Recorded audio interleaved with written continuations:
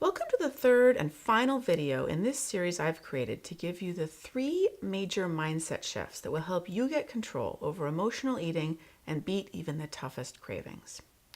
My name is Sarah Best. I'm a holistic nutritionist and emotional eating coach, and my goal is to show you that when it comes to unhealthy eating habits, the food is just a symptom.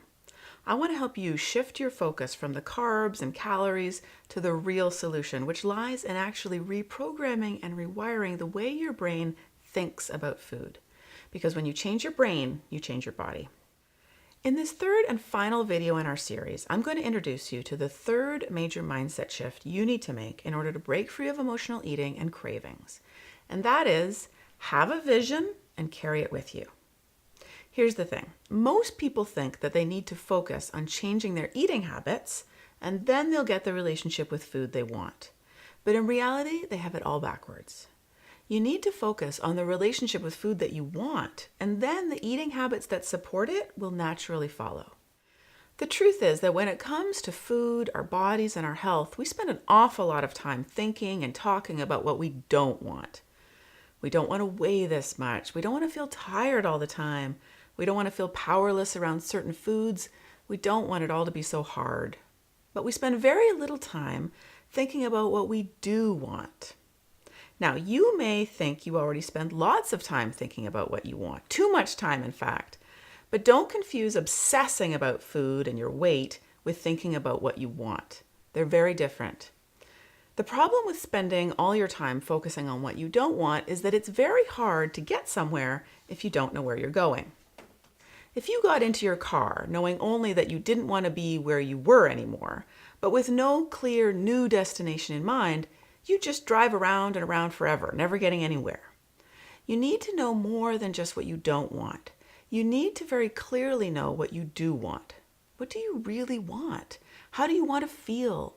What would success look like for you?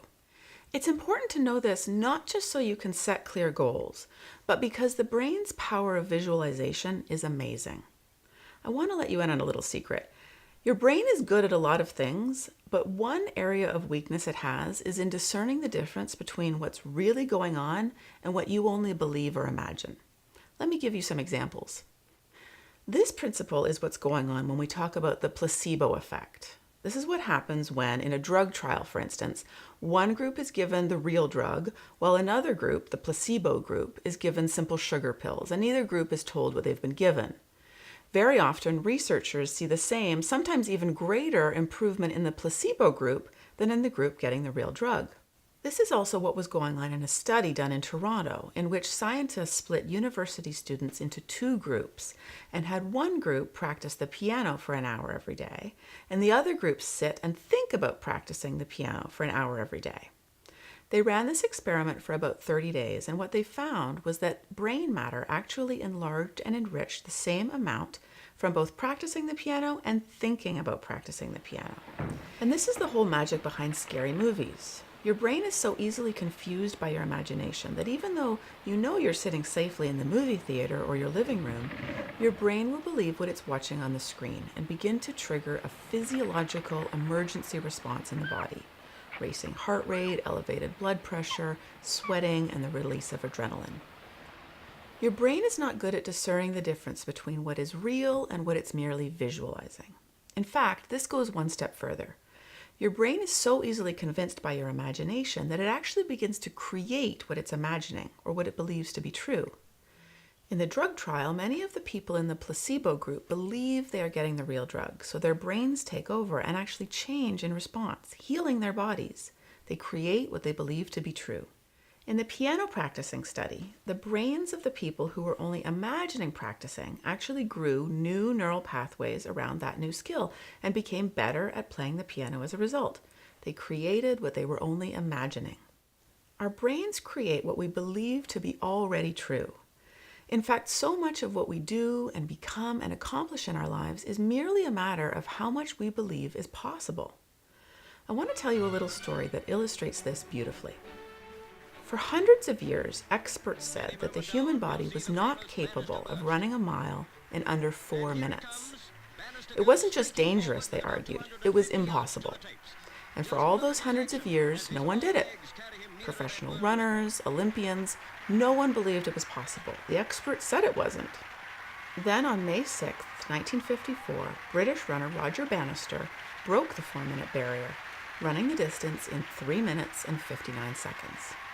Bannister said in interviews afterwards that he spent far more time visualizing himself breaking the record than physically training for the run. He practiced seeing that vision as reality over and over again, and once he could see it clearly in his mind, he believed he could do it, and he was able to achieve it. Bannister's accomplishment and how he did it illustrates my point. By working on visualizing it happening, seeing it as true, his body followed suit and he was able to create that reality. But what I think is even more amazing than Bannister's accomplishment is that his record, a record that had taken mankind hundreds of years to achieve, lasted only 46 days. As soon as people saw that it could be done, they believed it was possible and they immediately did it themselves. Within a year, hundreds of other people began running sub-4-minute miles. Nothing about the human body had changed. Nothing about physics had changed. The only thing that had changed was their belief and their ability to see and visualize it. If you can visualize it and if you can believe that it's possible, then your brain and body will start acting as if it is. Okay, but how can we use all this to start changing our relationship with food? Well, there's one thing that the people in the placebo group of the drug trial and the students in the piano practicing study and Roger Bannister and you when you watch a scary movie all have in common. You have a clear and vivid vision in your mind. Because the truth is that your brain will only adopt a vision as reality if the vision is crystal clear and as vivid as can be. The people taking the placebo pill didn't just want to feel better. They knew exactly how they wished the drug would make them feel. Free of lifelong back pain or crippling depression, for example. They knew exactly what they wanted and could visualize it clearly. The piano practicers didn't just imagine hitting random notes. They focused very clearly on the exact keystrokes of a specific piece of music over and over again.